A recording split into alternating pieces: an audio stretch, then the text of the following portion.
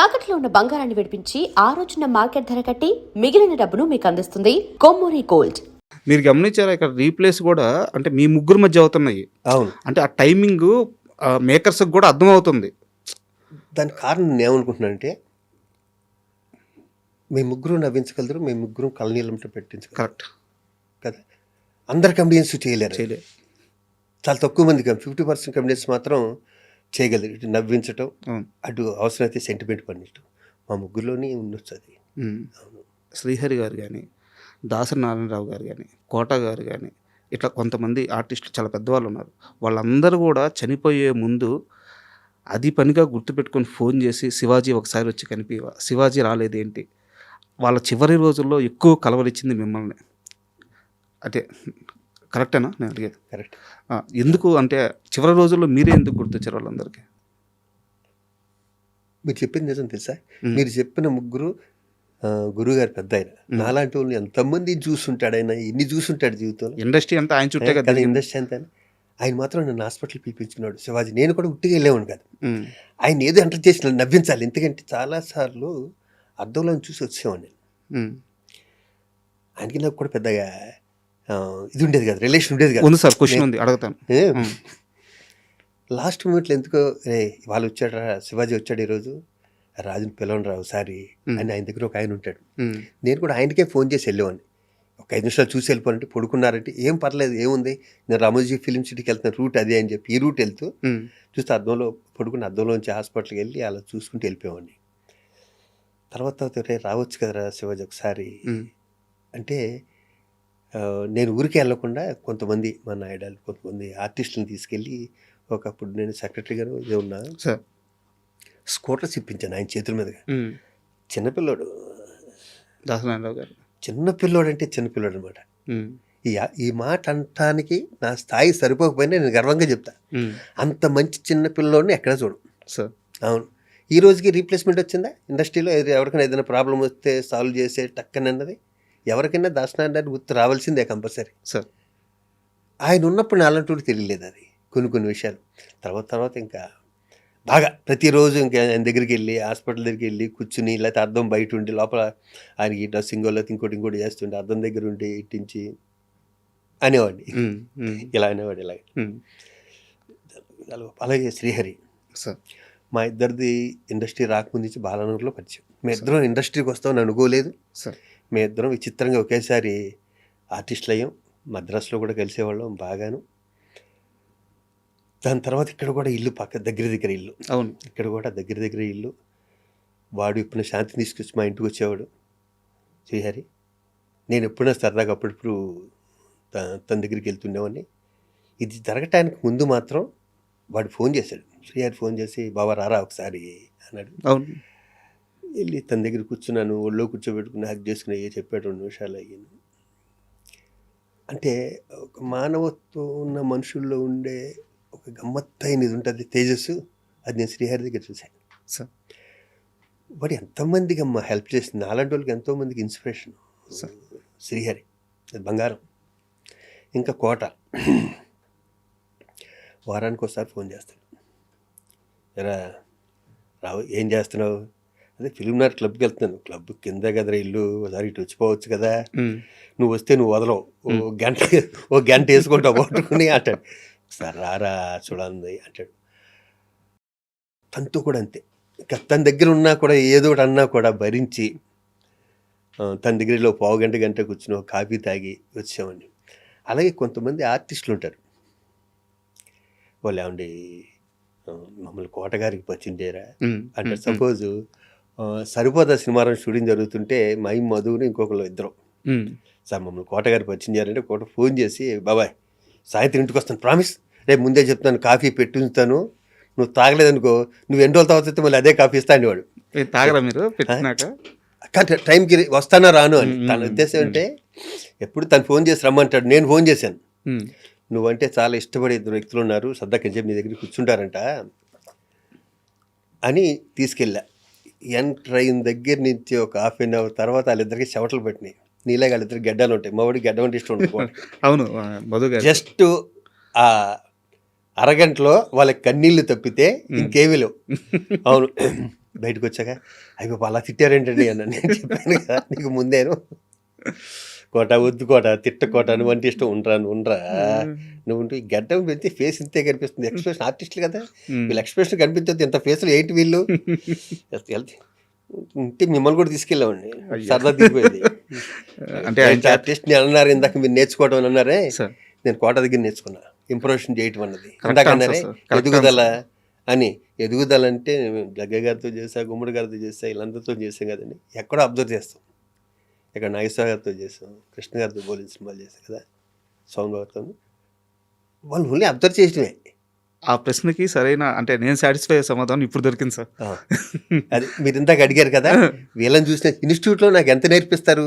అవును, అన్నీ ఇన్స్టిట్యూట్లో యాక్టింగే కాదు, నా బ్యాచ్లో ఇది నేర్చుకోవడానికి లేదు అన్నది లేదు. మా మస్తు ఉన్నారు సార్, ఇది నేర్చుకోవడానికి అన్నీ నేర్పించారు. కారు డ్రైవింగ్ దగ్గర నుంచి స్విమ్మింగ్ దగ్గర నుంచి కర్రసోము, కత్తిసోము, కరాటే, బాక్సింగ్, జిమ్ము, ప్రతిదీ. ఒళ్ళు హోనం అయిపోయేది. మేము 23 మంది అయితే లాస్ట్ 16 మంది మిగిలారు. అంత కష్టపడ్డాం. ఈ 40 ఏళ్ళు ఉండటానికి ఇన్స్టిట్యూట్ పునాది కూడా మా మస్తుండాన్ని కూడా ఇప్పుడు గుర్తు చేసుకుంటాం. మా దేవదాస్ కనకాలు కానీ, లక్ష్మి గారిని, వీళ్ళందరూ. అవును సార్, ఇప్పుడు ముగ్గురు గురించి మనం మాట్లాడుకున్నాం కదా, వీళ్ళ ముగ్గురితో మీకు ఒక సందర్భం ఉంది, ఆ సందర్భాల గురించి మాట్లాడుకున్నాము. అయితే దానికన్నా ముందు ఒక క్వశ్చన్ ఉంది సార్. ఇప్పుడు మీరు ఒక మాట అన్నారు, నేను సాయం చేయాలంటే నా ఇంటికి గేటు ఎప్పుడు తెలిసి ఉంటుంది, లోపలికి వచ్చి నన్ను కలవచ్చు అని చెప్పేసి. మీరు ఇందాక ఒక మాట అన్నారు, దాసరి నారాయణరావు గారు లాగా ఎవరన్నా చేయగలిగితే అసలు అసాధ్యం, రీప్లేస్మెంట్ జరగలేదు ఇప్పుడు దాకా అని చెప్పన్నారు. ఇదంతా ఎందుకు జరిగింది సార్? యాక్సెసిబిలిటీ. నీడున్న మనిషికి మీరు అంత యాక్సెసిబిలిటీ ఉన్నారన్నమాట. అయితే ఇక్కడ నా క్వశ్చన్ ఏంటంటే, గతంలో మీరు మాట్లాడుతూ ఇండస్ట్రీ పెద్ద చిరంజీవి గారు ఆ స్థానాన్ని భర్తీ చేశారు, ఆయన ఆదుకుంటున్నారు అని చెప్పి అన్నారు. 100% కరెక్ట్. బట్ చిరంజీవి లాంటి వ్యక్తికి చిన్న నీడున్న వాళ్ళు కలవలేరు కదా సార్. సో ఆ యాక్సెసిబిలిటీ ఉండే, ఆ స్టార్డమ్ ఉండి, ఆ ఆరా ఉండి, ఒక దాసరి నారాయణరావు లాంటి మనిషిని ఇండస్ట్రీ ఎందుకు మళ్ళీ క్రియేట్ చేసుకోలేకపోయింది? మెగాస్టార్ చిరంజీవి గారే. ఆయన చేయట్లేదు అనుకుంటున్నారు మీరు? ఆయన చేసే గొప్ప పనులన్నీ నాకు తెలుస్తా కదండి. అసలు ఆయన్ని వేలెత్తి చూపించే అర్హత ఎవరికీ లేదు. ఆయన చేసే గొప్ప పనులన్నీ నాకు తెలుసు. నేను అనేది యాక్సెసిబిలిటీ సార్. చిరంజీవి గారు దొరకరు కదా. అంటే దాసరి నారాయణరావు గారి దగ్గరికి వెళ్ళినంత ఈజీగా చిరంజీవి గారి దగ్గర అది కదా. ఇక్కడ ఒకటి ఉంది సార్, అదే చిరంజీవి గారు నాకు ఫోన్ చేసి, హనుమంతరావు కష్టాల్లో ఉన్నాడు, పొట్టివీరయ్య కష్టాల్లో ఉన్నాడు, సూర్య గారు మా తల్లి ఆవిడ టీవీలో చూసి ఆయనతో చెప్తే, ఆయన అప్పట్లో టీవీ చూడాల్సిన పర్లేదు, ఆయన 24 hours బిజీగా ఉంటాడు ఆయన చిరంజీవి గారు. ఆవిడ చూసి చిరంజీవి గారితో చెప్తే నన్ను పిలిచి ఇంటికి పిలిచి, శివాజీ ఈ 2 లక్షలు పొట్టివీరయ్యకి ఇచ్చాయి, ఈ 2 లక్షలు హనుమంతరావుకి ఏదో హాస్పిటల్లో ఉన్నాడంట, ఇవి 1 లక్ష రూపాయలు వాళ్ళకి. ఆయన ఇవ్వక్కర్లేదు కదా, ఆయన డబ్బే కదా మా చేతితో తీసుకెళ్ళి ఇచ్చింది, అంతే కదా కదా. అంటే ఆయన కలవటం కష్టం అనుకున్నా కూడా ఆయన ఇండస్ట్రీని 24 క్రాఫ్ట్స్ని అబ్జర్వ్ చేస్తున్నాడు దాని గురించి చెప్పాను. కరెక్ట్. అంటే దీనికోసం అడిగింది. నేను తమ్మారెడ్డి గారిని ఇంటర్వ్యూ చేశాను. తమ్మారెడ్డి గారిని ఇదే క్వశ్చన్ అడిగాను. చిరంజీవి గారు సహాయం చేయడానికి రెడీగా ఉన్నారు, ఆయన చెయ్యి ఎప్పుడు సహాయం చేయడానికి రెడీగా ఉంటుంది. ఆయన చుట్టూ మీలాంటి వాళ్ళు ఎవరైనా ఒక 3-4 ఉండి, అన్ని విధాల ఇండస్ట్రీస్ తరపు నుంచి యాక్సెస్ ఉండి, సమస్యలు ఆయన దగ్గరికి అన్ని తీసుకెళ్ళగలిగితే దాసరి గారి స్థానం భర్తీ అయిపోయింది కదా. ఎందుకు అది జరగట్లేదు? ఎందుకు ఆ టీం ఫామ్ అవ్వట్లేదు? మరి ఆయన హెల్ప్ చేస్తూనే ఉన్నాడు. చిరంజీవి గారింటికి, దాసరి గారింటికి వెళ్ళినట్టు చిరంజీవి గారింటికి వెళ్ళటం అంటే చాలా కష్టం. మన ఆ విషయం తప్పట్టడానికి లేదు. దాసరి గారు ఫస్ట్ నుంచి అలాగే ఉన్నాడు, ఆయన మద్రాసు నుంచి అలాగే ఉన్నాడు ఆయన. అసలు అది ఒక ఎరా అది కదా. చిరంజీవి గారి దగ్గర ఇప్పుడు ప్రతి వాళ్ళు వెళ్ళాలంటే ఆయనకున్న దీనికి కష్టం. అది ఫస్ట్ నుంచి అలవాటు అవడంతో ఉంటుంది.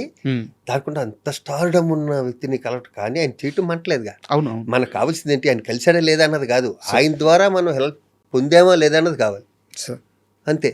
అవును, దాంట్లో ఎక్కడ మీకు చిన్నది కూడా తేడా ఉండదు చిరంజీవి గారి విషయంలో. అయ్యో, మేమేంటి రాస్తున్నాం సార్ మా చేతులతో, ఆయన వాళ్ళకి సహాయం వీళ్ళకి సహాయం 12 చేతులతో ఇచ్చానంటున్నారు చెక్కులు.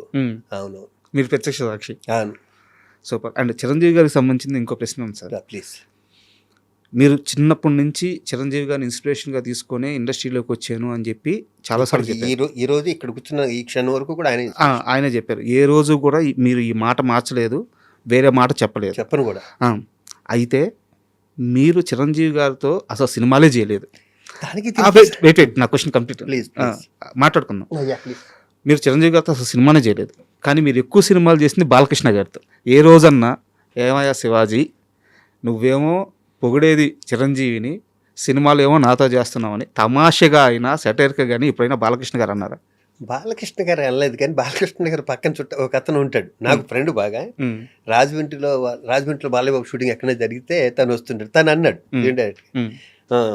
ఇతనేమో పొగిడేదేమో అక్కడ సినిమాలన్నీ మాని అన్నట్టు. బాలయ్య బాబు వాళ్ళు అవన్నీ దాటిపోయారబ్బా, ఎక్కడికోను ఎన్ని వాళ్ళు పట్టించుకోడు తను అసలు. వాళ్ళు బంగారం, తను అసలు ఇలాంటి ఏం పట్టించుకోడు. తను ఏంటంటే మూడి ప్రేమ ఉంటే దగ్గర తీసుకుంటాడు, చిరాకు వస్తే దగ్గర రానివాడు, అంతే అంతే సింపుల్. ఇంకా అతను మూడోది నాకు తెలియదు మరి. కోపం వస్తే కోపం, ప్రేమ వస్తే ప్రేమ, అంతే. మనం దాన్ని అడ్జస్ట్ అయ్యి అతని ఫేస్ చూసి ఎలా దగ్గరికి వెళ్ళి ఒళ్ళు కూర్చోవాలా లేకపోతే దూరంగా ఉండాలి మనం డిసైడ్ చేసుకోవాలి. ఓకే, అవును, అంతే. అండ్ కాదంబరి కిరణ్ గారితో మీకు ఏమైనా ఇష్యూస్ ఉన్నాయా? ఏమీ లేవు. రాజా రవీంద్ర గారికి ఏమైనా ఇష్యూస్ ఉన్నాయా? ఏమీ లేవు. అంటే ఇలా ఇంటర్వ్యూలో అడగొచ్చా లేదో నాకు తెలియదు. పర్లేదు. కాదంబరి కిరణ్ గారి ఇంటర్వ్యూ కోసం నేను ప్రిపేర్ అవుతుంటే ఆయన ఒక ఇంటర్వ్యూలో ఒక మాట అన్నారు, చిరంజీవి గారికి నాకు ఒక వ్యక్తి కనెక్షన్ కట్ చేశాడు, ఆయన చుట్టూ ఉండేవాళ్ళు భీమవరం బ్యాచ్ కనెక్షన్ కట్ చేశారు, నా మీద లేనిపోని చెప్పారు అని చెప్పి. సార్ వాస్తవంగా చెప్తున్నాను, ఆయన ఎవరి పేరు చెప్పలేదు. నాకు వెంటనే స్ట్రైక్ అయింది, మీ ఇద్దరే భీమవరం బ్యాచ్ చిరంజీవి గారి దగ్గర ఉండేవాళ్ళు అంటే. సో ఇది నేను ఏమన్నా తప్పుగా అర్థం చేసుకున్నానా, ఆయన చెప్పింది కరెక్టా, నాకు కాస్త క్లారిటీ ఇవ్వండి. ఎందుకు కాదమ్మటికే ఫోన్ చేసి కనుక్కుందాం. నేను చిరంజీవి గారి దగ్గరికి వెళ్ళి ఇంకోటి కంప్లీట్ చేసే అంత ఓపిక నాకు లేదు ఫస్ట్, అంత టైము ఓపిక ఆయనకి లేదు. నెంబర్ 1. నేను కన్నా కోపం వస్తే నేనే డైరెక్ట్గా అడుగుతాను తప్పితే, పైగా కాదంబరి కిరణ్ కుమార్కి నాకు ఏముంటాయి, నన్ను బావ అంటాడు మొదటి నుంచి కదా. అతను సంఘసేవ చేస్తుంటాడు హ్యాపీగా, అతని పనులు అతను ఉంటాడు, నా పనులు ఉంటాడు. పైగా ప్రత్యేకించి నేను కాదంబరి కిరణ్ కుమార్ గురించి నేను టైం వేస్ట్ చేసుకుని చిరంజీవి గారు మెగాస్టార్ ఆయన టైం వేస్ట్ నాకు వీళ్ళు చెప్పని అవసరం నాకైతే లేదు. నేను 200% కాదు అపాన్ మై ప్రొఫెషన్ ఇతని గురించే కదా, ఎవరి గురించి ఎక్కడ కామెంట్. నేను కామెడీ చేస్తానేమో కానీ సరదాగా ఎంజాయ్ జోకులు, పర్సనల్ జోకులు వేసుకుంటాం కానీ నా ఫ్రెండ్ సర్కిల్లో ఇలాంటి దరిద్ర పనులు మాత్రమే చేయను. ఇలాంటి నీచమైన పనులు, దరిద్రమైన పనులు, ఒకరి గురించి ఒకరు చెవటాలు, ఇక్కడ చేయటాలు నాకు మంచిగా నేను లాగి గోడ మీద దొబ్బుతా. నా మెంటాలిటీ ఫస్ట్ నుంచి అలాగా, నా సెకండ్ పిక్చర్ నుంచి అలాగా ఉన్నా, ఇప్పటికీ అలాగా. ఒకళ్ళని చూసి ఒకడు ఎదుగుతుంటే ఆయన చూసి కుళ్ళిపోవటాలు, ఆడు పెద్దగారిలో తిరుగుతుంటే కులిపాడి మీద కామెంట్ చేయటాలు, అలా బుద్ధి కాదు నాది. నాది ఎంతసేపు ఈ క్షణం బతుకున్నాం, ఎంజాయ్ చేద్దాం, ఇది ఒక్కటే నా బ్రెయిన్. రెండోది ఉండదు అసలు. ఇలాంటి ప్రశ్నలు అడిగి కూడా వేస్ట్, దాన్ని అడగక్కర్లేదు కూడా.